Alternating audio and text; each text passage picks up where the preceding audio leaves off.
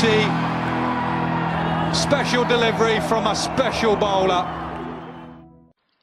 Hello and welcome to the latest instalment in Pak Passion's fortnightly cricket review show called View from the Pavilion. This week I'm joined by Sami, and of course the main topic of discussion will be Pakistan's exit from the Champions Trophy today. Of course, let's talk around that issue first of all. What do you make of Pakistan's overall performance in the last two games? Well, it's been a pretty terrible couple of games, and obviously the blame lies completely with the batting order, which has been failing not only in the Champions Trophy but in the tour of Ireland and Scotland up to the current games.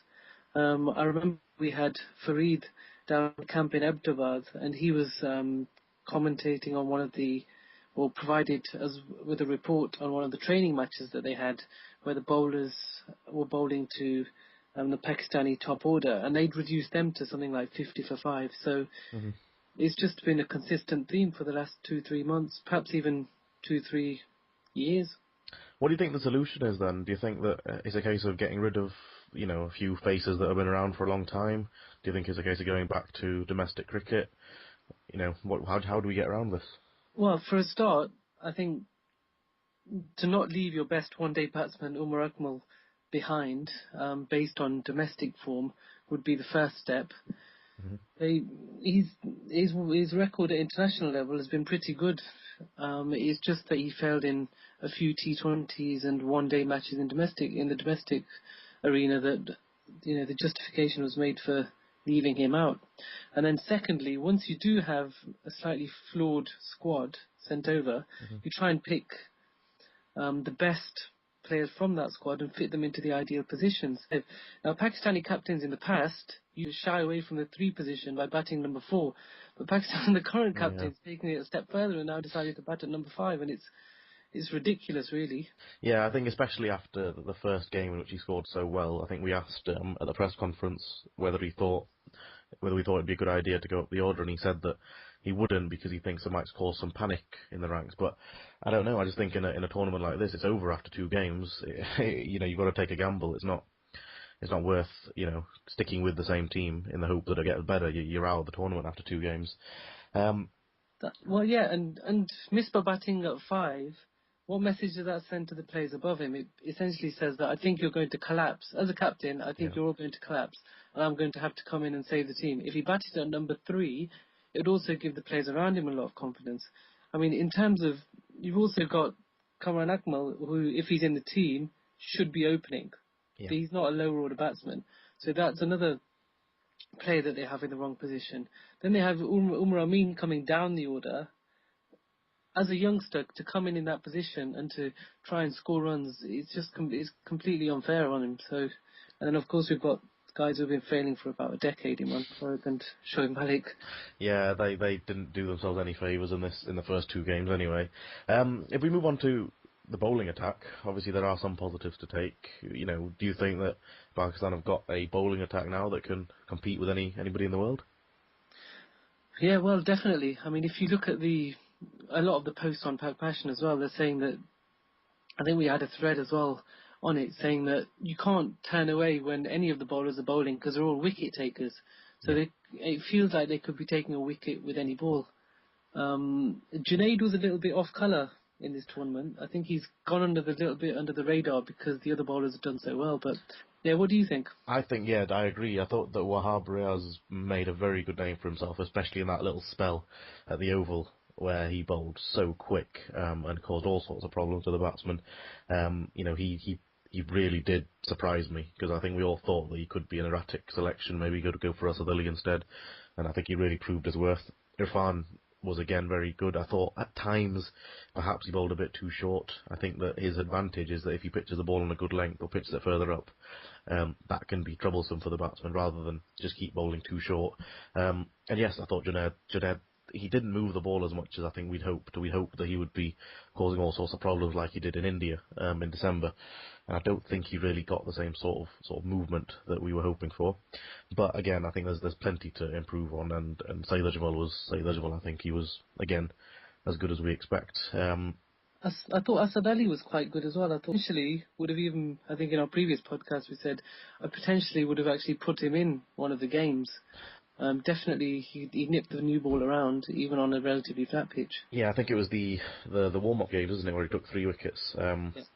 So yeah, no, he looked good. I think I would have gone for him for the first game, but clearly Wahab, I think he justified his place, and the one thing that I suppose is worrying is whether or not he's getting picked a little bit because of his batting. Do you think that's one reason why he got picked initially? I went to see some of the training when Pakistan had their training sessions before the Champions Trophy, and Wahab was the one player who stood out as the player who looked like he was most up for it. He was very energetic. He was giving his all, even when bowling in the nets. Yeah. So, having seen the run up to the tournament, it wasn't a big surprise for him to come out as one of the stars for Pakistan. What about the coaching? Do you think that Dev would have Watmore's under a bit of pressure now? Well, he should be, because he was brought in as a one-day coach, as a one-day expert, and from what I've seen, the team's gone backwards. Yeah. For Pakistan to send a batting lineup shows a complete lack of understanding of one-day cricket and a lack of understanding of the players under their control. So you have to, I think, either they have to go back to the drawing board, or maybe they don't even have a drawing board from the looks of things. What do you reckon? Yeah, I mean, the selection was wrong. I mean, as much as we can blame some of the players that are in the squad right now, they're not going to turn around and say, I'm not playing because I'm not good enough. They're going to play if they get picked. Yeah. I do think that the selection was wrong. And if Misbah's getting a lot of criticism right now, if this was his squad, then he should take the flak for it. But I don't think it necessarily was. I think there's a lot going on back home in Pakistan with pressures to select certain players, and the selectors have to keep everyone happy. So which is why I think we saw a squad that was not ideal, obviously, for this tournament. As far as Dav Watmore's concerned, yeah, he's going to be under pressure. I think after every big tournament, when you fail as badly as we've done now, then you're going to be under pressure. What do you think our chances are against India? I mean, after what you saw today? Well, it'll be an interesting one. Obviously, Pakistan have had quite a good record against India when they faced them in India. Mm-hmm. It's funnily enough, these pitches are actually a lot flatter than the ones that Yeah. they found themselves on over there. So it'll be an interesting one. It's looking very difficult to bowl this. Looking like it's very difficult to bowl this Indian lineup out. So if India bat first, you'd have to assume that they'll get a decent target, and then obviously the Pakistani batting again will be put under a lot of pressure by, a decent Indian attack. It's one of the better ones that I've seen. Well, I mean, it just after watching that South Africa game, I didn't think there was anything special about that South African attack, and we made a medium-ish score look absolutely impossible. I mean, I think we all thought after 10, 15 overs that we've made this too hard for ourselves. It just wasn't working. Just going back to Misbah very quickly, do you think that he is to blame a little bit? Do you think he's brought a defensive mindset into the team? Do you think he's discouraging the likes of Jamshed to express themselves?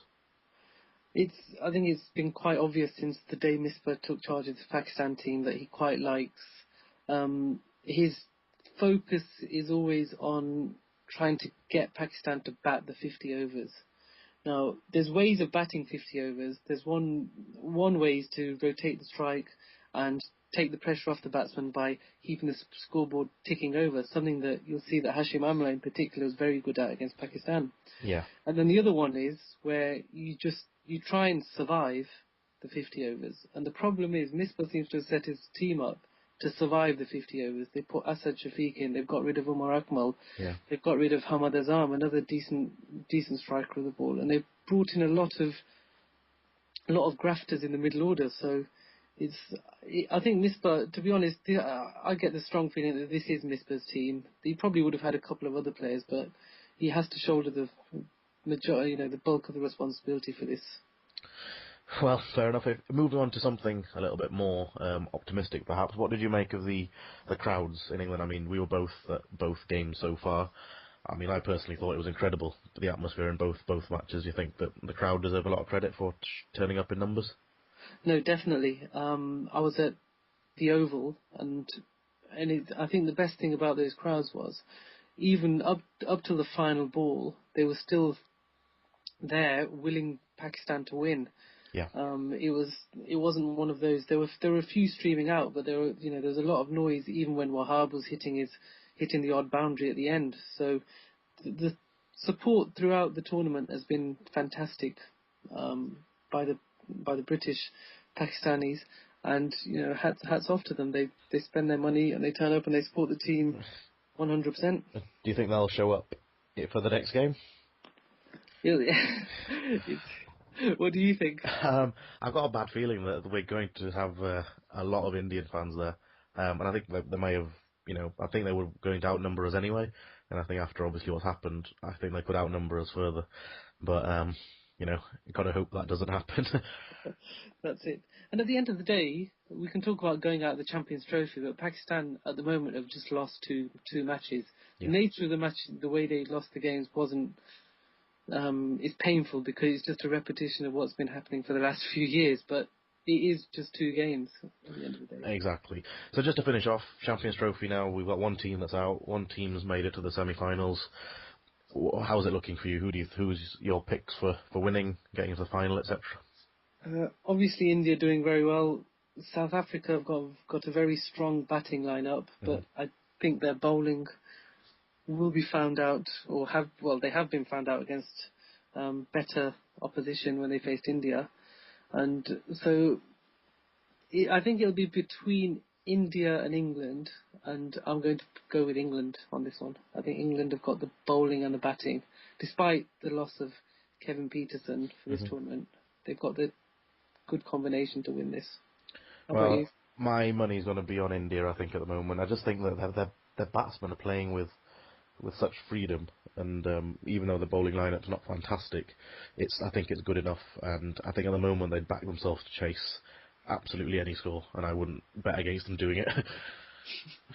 Yeah, I think, Can it be an India-England final, do you know? I think it can, it depends. If India top the group and England come top their group, then they'll be in separate semi-finals. That would be a massive final, wouldn't it? The hosts against a top, very well supported team. Exactly. Well, let's see what happens over the coming weeks, and let's hope that Pakistan gets some pride on Saturday. No, definitely. Well, that's all for this week's episode of View from the Pavilion. Do join us again next time. Thank you for listening.